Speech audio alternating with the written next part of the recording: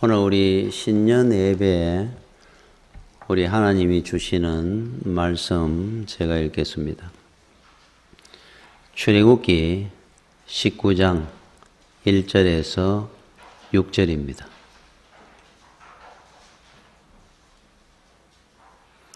출애굽기 19장 1절에서 6절입니다. 이스라엘 자손이 애굽 땅을 떠난 지 3개월이 되던 날 그들이 시내 광야에 이르느니라. 그들이 르비딤을 떠나 시내 광야에 이르러 그 광야에 장막을 치되 이스라엘이 거기 산 앞에 장막을 치니라. 모세가 하나님 앞에 올라가니 여호와께서 산에서 그를 불러 말씀하시되 너는 이같이 야곱의 집에 말하고 이스라엘 자손들에게 말하라. 내가 애굽 사람에게 어떻게 행하였음과 내가 어떻게 독수리 날개로 너희를 업어 내게로 인도하였음을 너희가 보았느니라. 세계가 다 내게 속하였나니 너희가 내 말을 잘 듣고 내 언약을 지키면 너희는 모든 민족 중에서 내 소유가 되겠고 너희가 내게 대하여 제사장 나라가 되며 거룩한 백성이 되리라.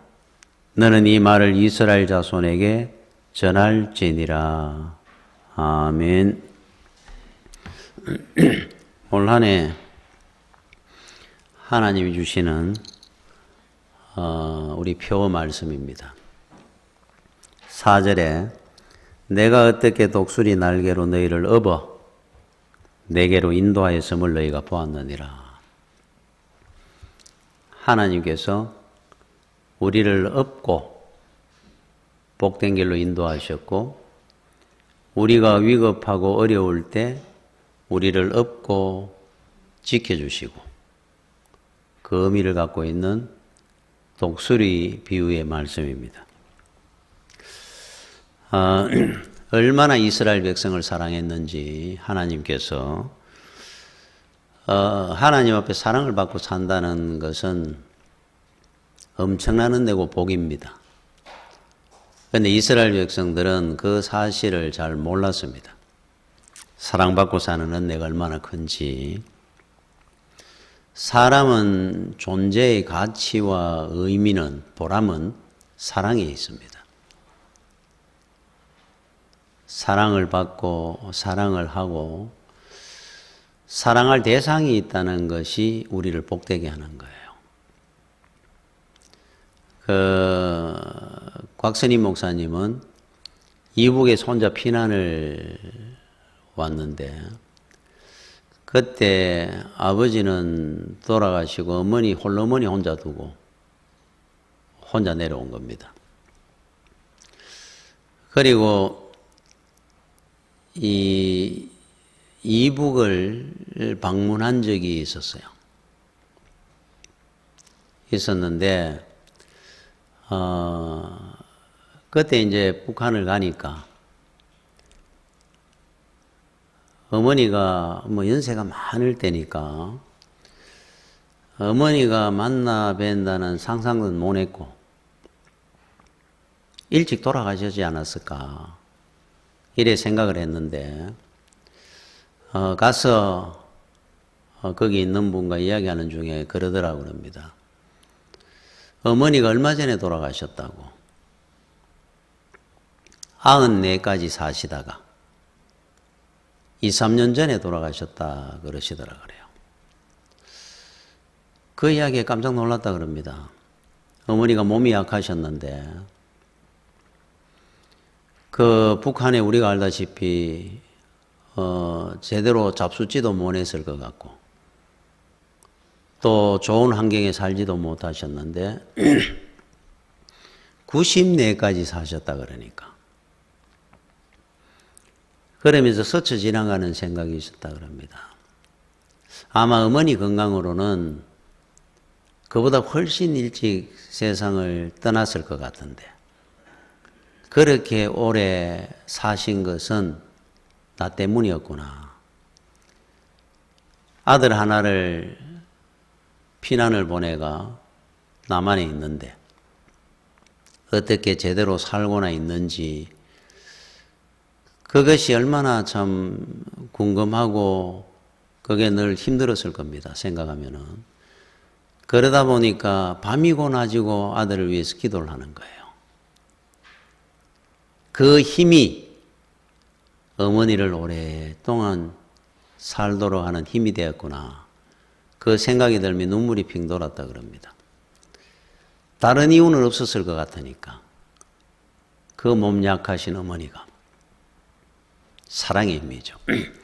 빅터 프랭클이라고 하는 유대인 그 유명한 심리학자가 있습니다. 이분인들 뭐 학자니까 몸이 얼마나 건강했겠습니까? 이분은 어떤 분이고 하니까 2차 대전 때 아우슈비츠에 유대인입니다. 끌려가가지고 그때 뭐 가스실에 그렇게 많은 사람들을 학살할 때 유대인들을 거기서 마지막까지 2차 대전이 끝나고 마지막까지 살아남았던 분이에요. 그런데 그분은 자기가 살아남은 이유가 아내하고 같이 아우슈비츠에 끌려왔는데 이제 남자는 남자끼리 여자는 격리가 되지 않습니까? 정말로 하루하루가 너무 힘들고 고되고 내가 살겠나 싶을 때마다 아내 걱정이 되는 겁니다. 내가 이렇게 힘드는데 내 아내는 지금 어떻게 됐을까? 얼마나 고생하고 있을 건데 살아나 있을까? 그럴 때마다 기도를 했다 그래요. 자기보다 하나님 내 아내를 지켜주십시오. 어찌됐든 간에 잘 견디게 해달라고. 아내를 위해서 기도하다 보니까 자기 힘들고 어려운 거는 못 느끼고 사는 겁니다. 이 사람이. 자기만 보고 살았더라면 못 살았을 것 같은데 아내를 생각하면서 기도하다 보니까 자기 어려운 거를 잊어버린 거예요. 그리고 끝까지 살아남은 겁니다. 나중에 이분이 그 이야기를 하는 중에 이런 이야기를 합니다. 누구든지 좋으니까 당신이 사랑하는 사람이 있거든. 그 이름을 부르며 간절히 기도하십시오. 그러면 상상도 못할 놀라운 힘이 솟구칠 겁니다. 자기의 경험담입니다. 누구든지 좋으니까 사랑하는 사람이 있으면 그분을 위해서 간절히 기도하고 살아라는 거예요. 놀라운 상상도 못할 일이 솟구칠 것이다. 그렇습니다. 지금 우리가 사랑을 받고 사랑하고 이렇게 사는 것은 그 이상의 삶의 보람이나 의미, 가치가 더 이상은 없습니다. 그 중에서도 하나님으로부터 사랑받고 산다는, 내가 하나님을 사랑하고 산다는 그 의미가 얼마나 크겠습니까? 사람 간에도 그런데. 그 대표적인 민족이 유대인입니다. 그 사람들은 선민의식이죠. 하나님 앞에 선택받고 사랑받고 산다는. 자기 민족들만 천국 가는 겁니다. 이 사람들은. 그러면 유대인 아닌 모든 미국 사람이고 유럽 사람이고 전부 지옥 가는 거예요. 선택받은 자만이 천국 간다 생각하니까. 그 자부심이 얼마나 크겠습니까? 자기 민족이 아닌 다른 모든 민족은 지옥의 불수석이들이라 생각하는데. 삶이 똑같겠습니까? 사고방식이? 다릅니다. 그 선민의식이라는 그 주는 그 의미, 자부심, 자긍심이 대단합니다. 그 사람들은.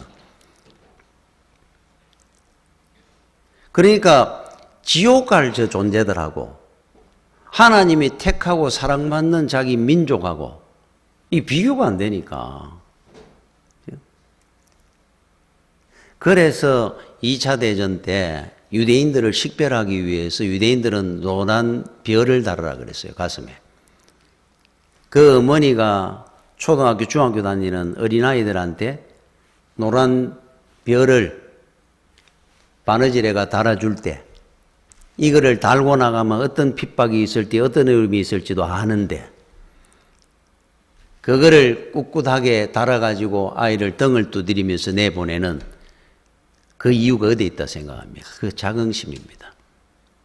죽어도 우리는 하나님 앞에 사랑받고 택한 백성, 선민이라는 거예요.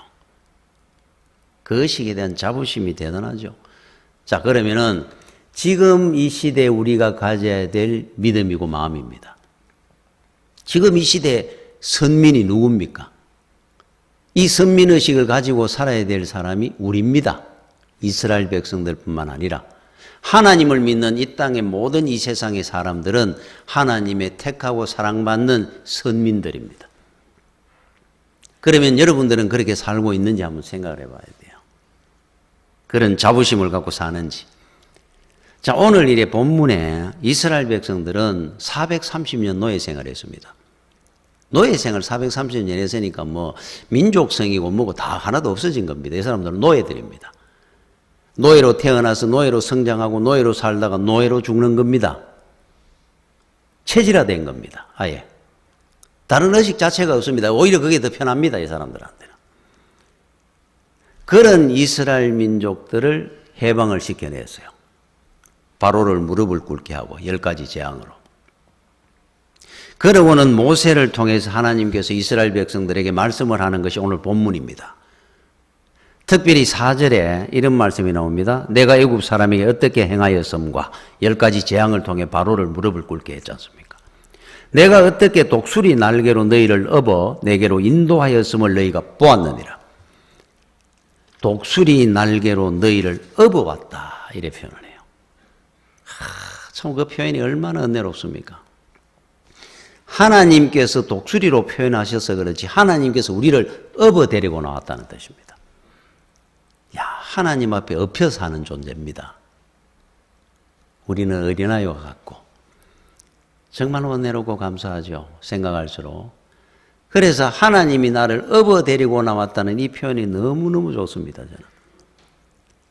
또 하나는 모세가 40년을 살다가 후손들에게 남기는 유언의 말씀 같은 것이 신명기인데 이 독수리 이야기가 한 번 더 나옵니다. 그 신명기에 보면은 32장 11절 12절에 이런 말씀이 나옵니다. 마치 독수리가 자기의 보금자리를 어지럽게 하며 자기의 새끼 위에 너풀거리며 그의 날개를 펴서 새끼를 받으며 그의 날개 위에 그것을 엎는 것 같이 여호와께서 홀로 그를 인도하셨고 그와 함께 하는 다른 신이 없었도다 그랬어요. 자, 독수리는 새 중의 왕이죠. 왕인데 독수리가 새끼를 키우는 것이 일반 새들하고 다릅니다. 차이가 있어요. 일반 새들은 여러분 제비라든지 이런 새들을 보면은 둥지에 나무라든지 이런 데 둥지를 만듭니다. 그리고는 그 안에 새끼를 넣어놓고 벌레를 먹이를 주죠. 그러면은 그 새끼들이 입으로 해가 먹습니다. 받아 먹습니다. 자기 스스로 힘을 가지고 날 때까지 계속 먹여줍니다. 어미는. 입만 쪽쪽거리며 먹습니다. 어느 정도 힘이 되고 자라면 스스로 이제 날아나갑니다. 그런데 독수리는 그렇게 안 키웁니다. 둥지 자체를 절벽이나 이런 큰 낭떠러지나 이런 데 둥지를 짓습니다. 지어놔놓고는 어느 정도 크면은 여기 오늘 신명기에 나오는 것처럼 독수리가 자기 보금자리를 어지럽게 하며 이래 나오죠. 밀어냅니다. 새끼들을. 발로 날개로 밀쳐냅니다. 안에 못 있도록. 그러면은 아직도 날아보지도 못했는데 이 새끼들은 어미가 밀어내니까 밀려 떨어지는 거예요. 아마 떨어질 때 그런 생각을 할 겁니다. 이렇게 죽일 것 같은데 우리를 왜 낳았느냐. 어미가 나를 사랑하지 않는구나 이래 생각하면서 죽는다 하고 떨어졌을 거예요. 그러면은 날아가지고 떨어질 때 못 납니다.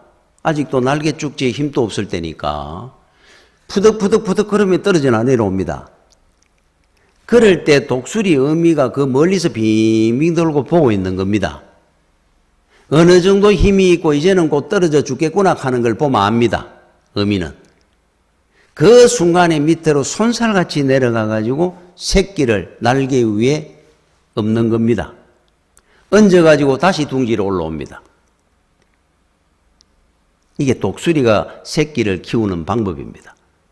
이거를 계속 반복합니다. 하루에 몇 차례씩 계속 합니다. 새끼는 밀어낼 때마다 버팁니다. 안 떨어지려고. 밀어냅니다. 떨어지면은 또 다시 주위를 돕니다. 떨어져 나가가지고 어딘가 부딪힐 때쯤 되면 손살같이 와가지고 얹어가지고 다시 올라갑니다. 없고. 그러면서 독수리는 날기 힘을 갖게 되고 그리고 나중에 스스로 확 날기 시작합니다. 일반 새들은 그렇게 안 키웁니다. 그래서 독수리는 새 중의 왕입니다. 독수리로 태어났다고 독수리가 아니고 독수리다운 독수리로 만들어지는 겁니다. 독수리들은. 그러면 여러분들이 지금 보실 때 어미 독수리가 독수리 새끼를 미워서 그러는 거라고 생각합니까? 사랑입니다. 사랑. 먹이를 잡는 법, 사는 법 다 가르칩니다. 그리고는 하나님께서 하나님의 자녀들을 키우는 방법, 스타일이 꼭 독수리와 같아요. 그래서 오늘 독수리로 비유를 하는 겁니다. 우리를 평안하게 캥거루 새끼처럼 품에 넣어가지고 안 다닙니다. 하나님은. 밀치냅니다. 고난이나 실패나 이런 낭떠러지 한 번씩 떨어뜨립니다. 그러면 우리가 죽는다 사는다 하는 순간에 하나님은 늘 지켜보고 있습니다. 다시 업어가지고 솟아 올라옵니다. 또 키워냅니다. 왕의 자녀다운 자녀로 만드는 겁니다. 하나님이. 이거 은혜죠. 은혜, 사랑이고. 여러분 그 카프카 부인이라는 분이 있는데 이분이 이제 글을 쓰는 분인데 이분이 그 광야의 샘이라고 하는 그 책 속에 나오는 이야기입니다. 여러분 고치가 있죠. 누에 고치. 이 고치 안에 번데기가 있고 이 번데기가 이제 자라가지고 나중에 나비가 돼 나옵니다. 나비가 돼 나올 때 이 고치를 뚫고 나와야 되는데 여러분 이제 나비가 돼가지고 조그마한 것이 무슨 힘이 있어가 고치를 뚫습니까? 그 두꺼운 고치를 자기한테는. 그거를 하루 종일 뚫으려고 힘을 씁니다. 그러다 보면 바늘 많은 구멍이 뚫립니다. 처음에. 그것이 점점 커지는데 그걸 하루 종일 해가 하루 이틀씩 걸립니다. 나비가 나오는 동안에. 자, 그리고는 이걸 나중에 뚫고 나비가 나옵니다. 나와가지고는 바닥에 몇 번 피득피득 돌다가 힘을 얻어가 훅 날아갑니다. 나비가. 자, 그거를 카프카 부인이 보다가 보니까 너무 안쓰럽습니다.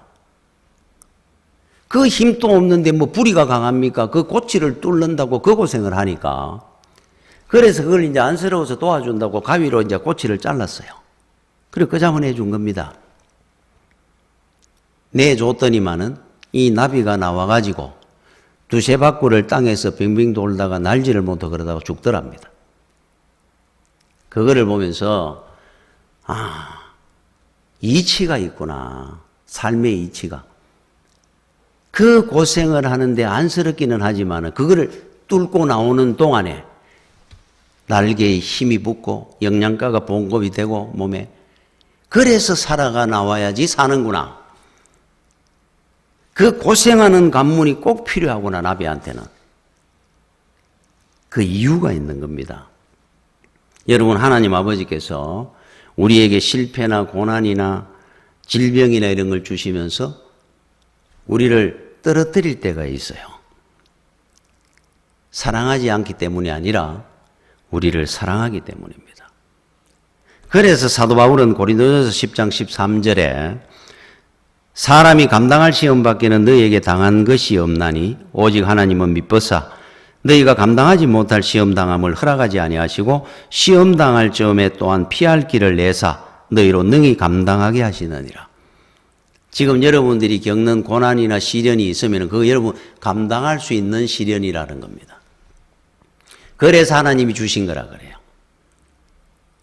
그런데 만약에 내가 도저히 감당할 수 없습니다 할 때 그 문제를 피할 길을 열어주시고 해결해 주시는 하나님 그랬어요. 업어가지고 올라오는 겁니다. 그래서 여기서 우리가 하나 알아야 될 중에 하나는 제가 늘 여러분들에게 말씀을 드립니다. 우리는 혼자가 아니라는 사실이에요. 늘 지켜보는 분이 있습니다. 더 떨어지마 죽는구나 갈 때 얻고 나오는 독수리 어미처럼 늘 우리를 지켜보는 분이 있어요. 그래서 우리는 혼자가 아니고 우리는 늘 이겨내는 겁니다. 시험을. 여러분 두 사람 발자국 하는 비유가 있었죠. 애와가. 어떤 사람이 꿈에 보니까 발자국 2개가 나더라는 겁니다. 그래서 생각을 해보니까 자기 발자국, 예수님 발자국, 평지를 걸어가는데 어느 골짜기 가고 낭떠러지 있는 이런 데 비탈길을 올라가다 보니까 발자국이 하나로 바뀌더라 그래요. 그래서 하나님 앞에 그런 겁니다. 주여, 편안할 때는 함께 가시다가 힘들고 어려운 길을 가니까 주여 어디로 가신나이까? 주님께서 그거 내 발자국이다 그러더라. 내가 너를 얻고 가는 중이다. 그게 우리의 힘입니다. 그게 우리 백입니다. 여러분들이 기억을 하셔야 됩니다. 지켜주시는 분이 있어요. 그러니 니체가 그런 말을 했죠. 우리를 죽이지 못하는 것들은 우리를 강하게 할 뿐이다. 그래요. 그죠? 하나님께서 우리를 강하게 만드는 겁니다. 이 믿음을 여러분들은 가지고 사니까 우리는 혼자가 아니고 세상에 우리만큼 빽이 있는 사람 없습니다. 빽입니다. 하나님은. 고난과 시련을 겪으면서 우리를 하나님이 사랑하지 않는구나가 아니고 사랑하기 때문에 주시는 은혜들입니다. 그 모든 것들이. 우리는 빽이 있는 사람이니까. 여러분 1950년대 60년 이럴 때 6.25 전쟁이 있고 이럴 때는 빽 없는 사람, 힘없고 빽 없는 사람이 군대를 갔다 그래요. 그래 전방에 가고 뭐 전쟁터에 끌려가고. 힘있고 능력이 있는 사람들은 군대를 안 갖는 겁니다. 그 시대에는. 그래서 힘없어가지고 붙들려가지고 군대를 가가지고 혹시 죽는 일이 생기면은 죽을 때 빽하고 죽는다 그래요. 빽 없는 사람의 서름입니다. 얼마나 그게 서름이 됐으면 그런 우스갯소리가 있었다 그래요. 진짜 빽은 누군 줄 압니까? 세상에 여러분 대통령, 장관 정도만 빽이 있어도 얼마나 대단합니까?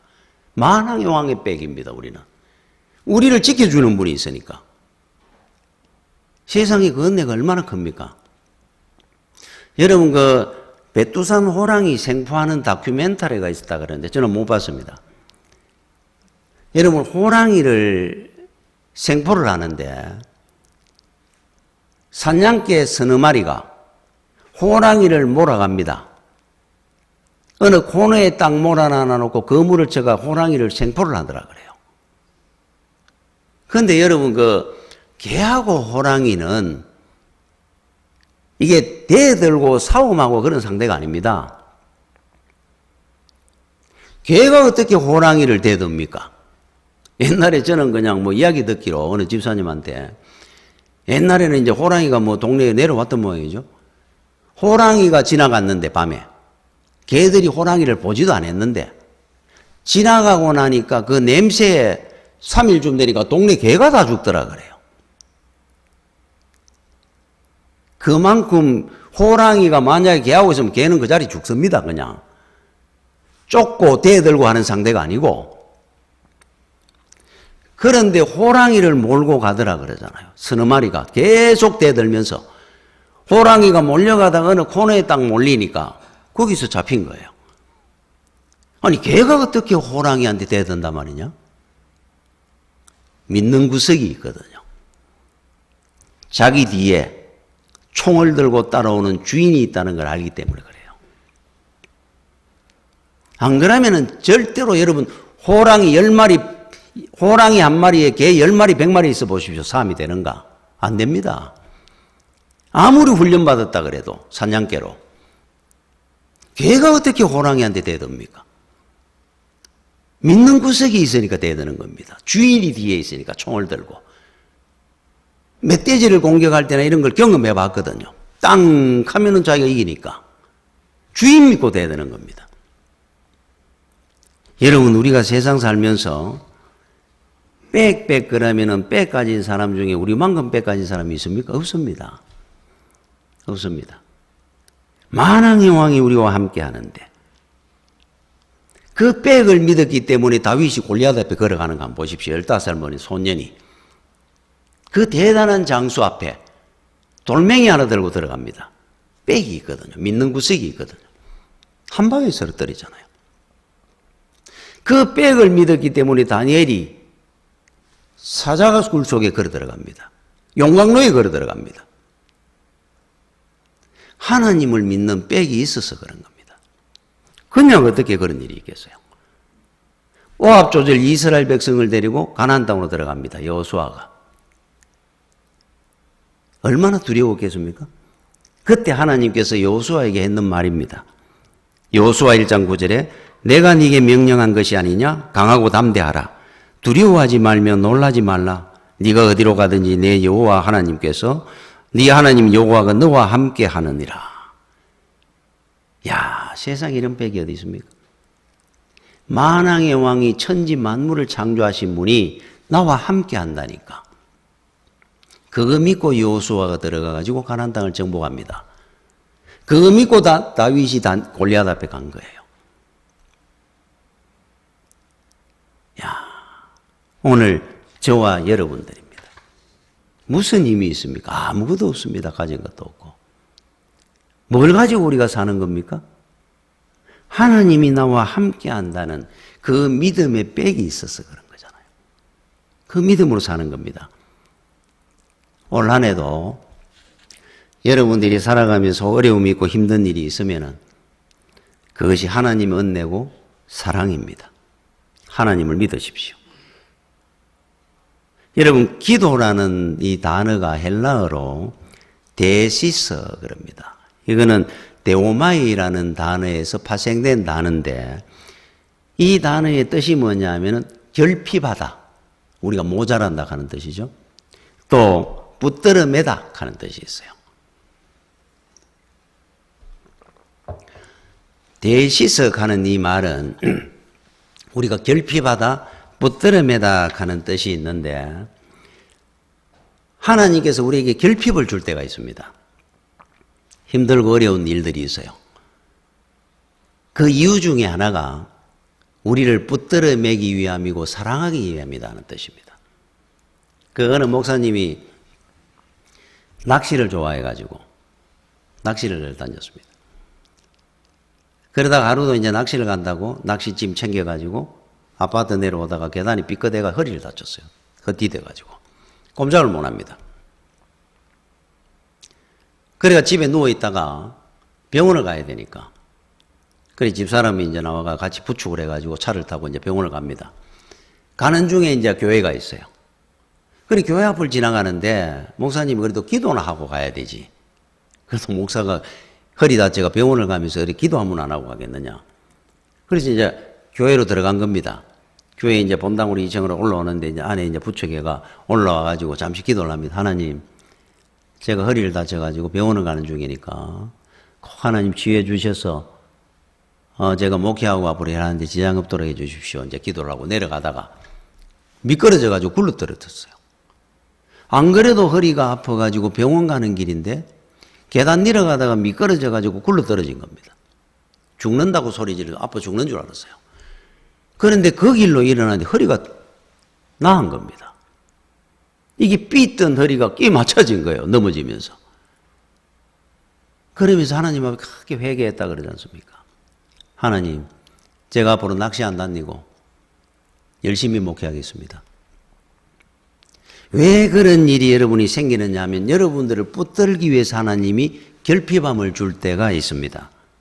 그게 데시스, 기독하는 뜻이에요.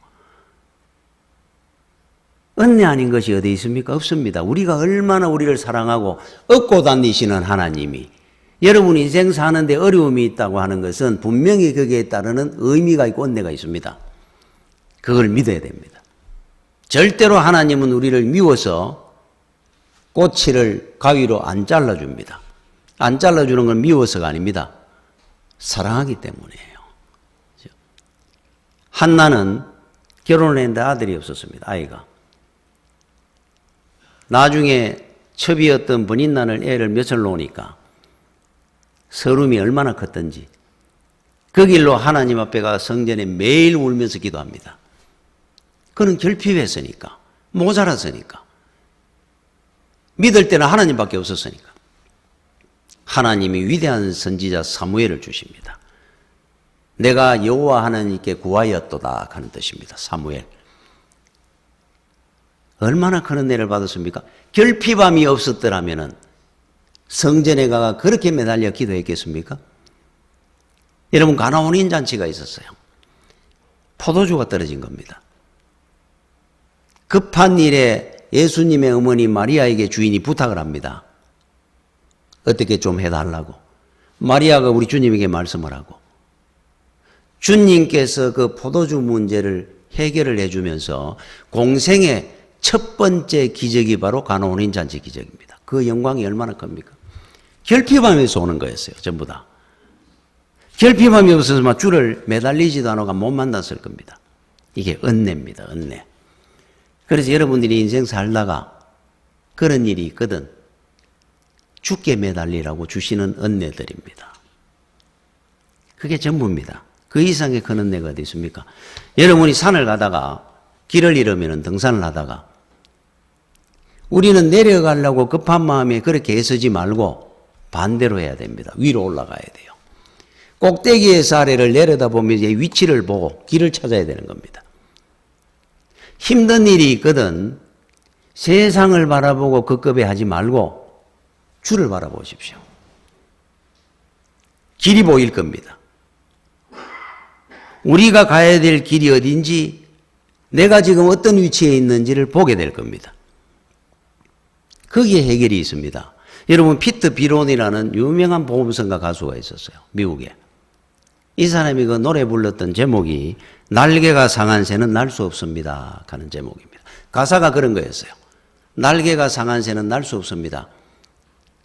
그런데 공연을 하고 내려오는데 한 중년의 한 젊은 이 남자가 보니까 낙심을 하고 좌절을 하고 절망했는 모습으로 앞에가 이렇게 묻는 겁니다. 날개 상한 새는 날 수 없는 겁니까? 그냥 스쳐 지나갔습니다. 그 말에. 그런데 집에 와가지고 생각하니까 그 말이 떠나질 않습니다. 가슴에 맺혀가. 한 달간 다시 가사를 편집을 했습니다. 새로운 노래를 만들었어요. 이런 곡을 만드는 겁니다. 예수께로 가면 어떤 죄도 용서받을 수 있습니다. 예수께 맡기기만 하면 실패한 과거도 새롭게 됩니다. 그대의 날개는 다시 치유되고 높이 높이 창공을 날 수 있게 될 겁니다. 가사를 바꿨습니다. 날개가 부러진 사람도 죽게 오면 날개가 치유되고 높이 높이 창공을 날아갈 수 있을 겁니다. 자, 이 사람이 낙심해 가 있다가 사업에 실패를 하고 한 달쯤 그날 또 수리채가 갑니다. 길거리에서 찬양곡이 나오는 겁니다. 아는 곡입니다. 곡은. 가사가 바뀐 거예요. 피터 비론이라는 사람이 부르는데 가사가 달라진 겁니다. 그걸 써서 듣게 됐습니다. 예수께로 가면 어떤 죄도 용서받을 수 있습니다. 예수께 맡기게 하면 실패한 과거도 새롭게 됩니다. 날개가 부러져도 치유될 수 있고 높이 높이 창공을 날아갈 수 있습니다. 힘을 얻었습니다. 10년 뒤쯤에 피터 비론을 찾아온 겁니다. 이분이.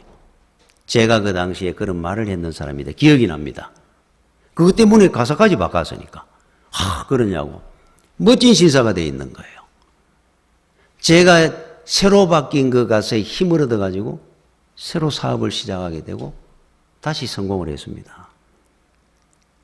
여러분, 날 수 있는 겁니다. 살다가 힘이 들고 날개가 상해집니까? 좌절하지 마십시오. 우리는 얼마든지 치유받고 새로 날 수가 있습니다. 하나님께서 우리를 업고 가실 거니까 뭐가 두렵겠습니까? 오늘 우리 주시는 말씀에 우리가 앞으로 어떻게 된다는 걸 하나님께 약속한 말씀이 나옵니다. 5절 6절에 세계가 다 내게 속하였나니 너희가 내 말을 잘 듣고 내 언약을 지키면 너희는 모든 민족 중에서 내 소유가 되겠고, 제가 어제 이야기를 했죠. 송구영신 때 예수를 가지면 모든 것을 가진 자다. 예수를 가진 자는 모든 것을 가진 자다. 거꾸로 이야기하면은 예수께 소유된 자는 모든 것을 가진 자다 그랬잖아요. 우리 주님의 소유가 된다는 겁니다. 우리가. 그러면서 6절에 너희가 내게 대하여 제사장 나라가 되며 거룩한 백성이 되리라. 존귀한 자가 된다 이 말입니다. 이게 하나님의 약속입니다. 하나님의 말씀을 듣고 순종하고 믿음 안에 살면은 존귀한 자가 될 것이다. 약속을 해 주셨어요. 우리의 과거다, 우리의 뭐 잘못된 거다, 우리의 연약함이다, 부족합니다. 하나님 앞에 아무 상관이 없다는 겁니다. 반드시 우리는 이 땅에서 승리하게 될 것이다. 가르쳐 줍니다.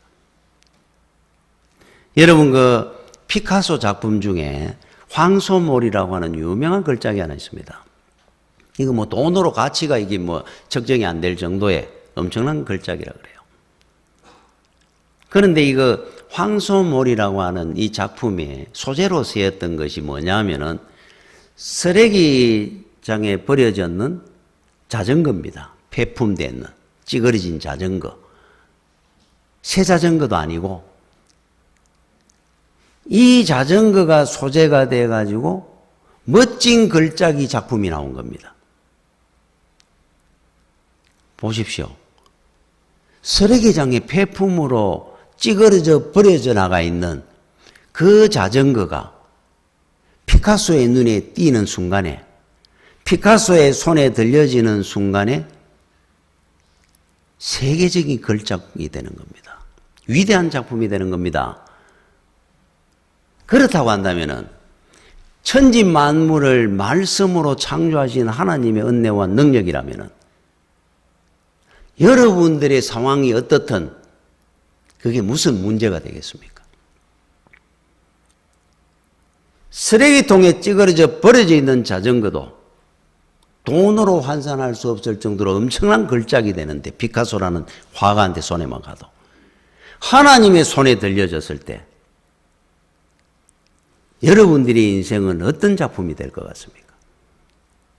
아무 상관없습니다. 지금까지의 나의 모습은. 나를 돌아볼 필요도 없습니다.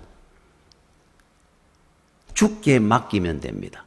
어린아이입니다. 나는 다윗이 고백한 것처럼 하나님 앞에 엎히기만 하면 됩니다. 업어서 날아가실 겁니다. 우리를. 나를 보지 마시고 올 한 해는 주여 나는 부족하고 연약합니다. 나를 업어 주시옵소서. 나를 지켜주시고 나는 아무 능력 없고 연약하오니 나를 들어서 주가 원하는 사람으로 세워주시옵소서. 주님을 바라보고 믿고 승리하는 여러분들이 되시기를 축원합니다. 기도하겠습니다. 주여, 은혜를 감사를 드립니다. 새해가 시작됐습니다. 아버지, 연약하고 부족합니다. 새해에도 하나님의 은혜 가운데 저희들을 인도하시고 이 땅에 아버지 하나님 앞에 귀하게 쓰임받는 존귀한 믿음의 종들이 되도록 귀한 은혜 베풀어 주시옵소서. 예수님 이름으로 기도드립니다. 아멘.